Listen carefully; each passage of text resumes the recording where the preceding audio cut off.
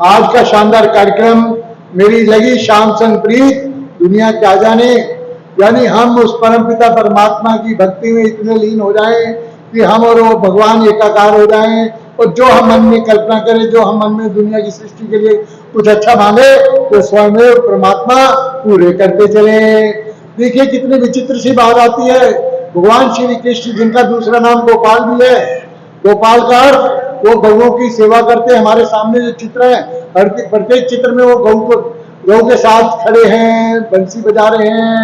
वो गौओं को नित्य प्रति अपने ग्वाल बाल के साथ चराने के लिए ले जाते हैं, उनके लिए हरे चारे की व्यवस्था करते हैं, उनको यमुना का पानी पिलाते हैं, उनके माथे पर खरहाया करते हैं, उन्हें प्यार करते हैं, और उनको गौ माता को अपनी माँ की तरह उनकी पूजा करते हैं, और घर आकर उसका दूध पीते हैं, माखन खाते हैं, और अपने साथियों के साथ दही और माखन का भरपूर आनंद लेते हैं।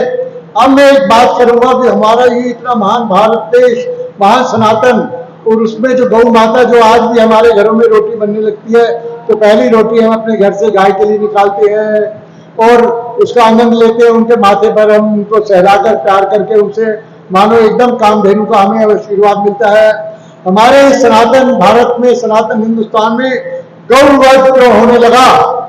आज मैं इस मंच से एक बात उठाऊंगा कि जिस समय मुगल हमारे देश में आक्रमण करने आए तो उन्होंने क्या देखा? हिंदुस्तान में कोई गरीब नहीं था, सभी घरों में धन धान्य भरपूर था, सभी आपस में बहुत प्यार से रहते थे। उन्होंने आकर, जब उन्होंने आक्रमण किया 2-3 बार, तो देखा कि यहाँ पर ऐसी क्या खास चीज है जिसका इनको इतना आशीर्वाद मिलता है, इनके घरों में बरकत रहती है। तो उन्होंने पाया कि ये गौ माता की सेवा करते हैं। प्रत्येक घर में एक नहीं, 5-5, 10-10, 12-12 गौएं होती थी, और जब धनाढ़ी जमींदार होता था उसके घर में 1-1 हजार गौएं होती थी। उनको पता लगा कि गौ का, यानी उनका गौ का होना प्रत्येक हिंदुस्तानी के लिए बहुत बड़ा आशीर्वाद है। यहाँ तक कि गौ के गोबर में, गौ के जो पेशाब में भी, उसमें भी पवित्रता है। उनको महसूस हुआ, उन्होंने देखा यदि हम हिंदुस्तान की गौओं को यदि इनसे अलग कर दें तो हिंदुस्तान को गुलाम बनाने में हमें ज्यादा समय नहीं लगेगा। उन्होंने एक भरपूर, एक बड़ी सुंदर एक योजना बनाई अपने तौर पर, और गौ को ले जाकर उसका वध करने लगे। शुरू में हजारों सनातनी हिंदू आकर उनसे लड़े, उनसे भरपूर आमने सामने तलवारों से युद्ध हुआ, हमारे साथियों ने कुर्बानियां भी दी। लेकिन धीरे धीरे ऐसा लगने लगा कि हम उनसे मुकाबला नहीं कर पा रहे, और वो गौ वध हमारे देश में एक सामान्य सी प्रथा हो गई। आज वर्तमान में हम हिंदुस्तान की हालत देखें और इसको पिछले उस समय से तुलना करें तो हमें महसूस होगा कि हमारा हिंदुस्तान बहुत पिछड़ चुका है। इसका मूल कारण क्या है आपको बताने की आवश्यकता नहीं है। दूसरी एक और बात, हम भगवान को तो मानते हैं लेकिन भगवान की बात नहीं मानते।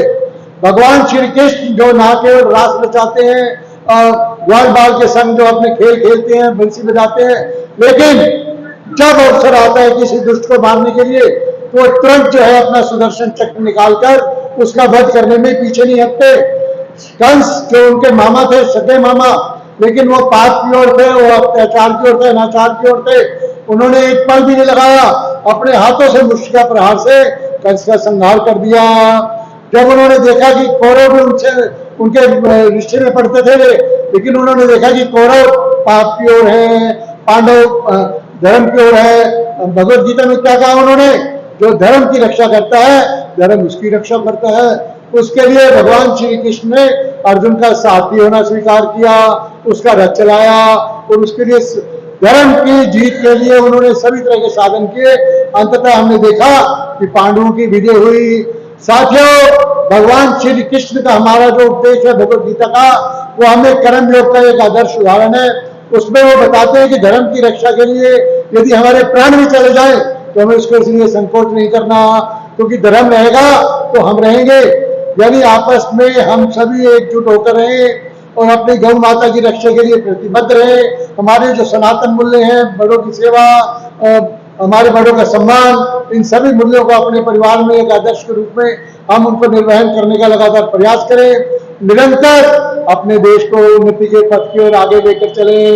हमारा हिंदुस्तान आज विश्व में हिंदुस्तान है। हम सभी बड़े गौरवशाली हैं कि हमने भारत माता की इस पवित्र माटी में जन्म लिया।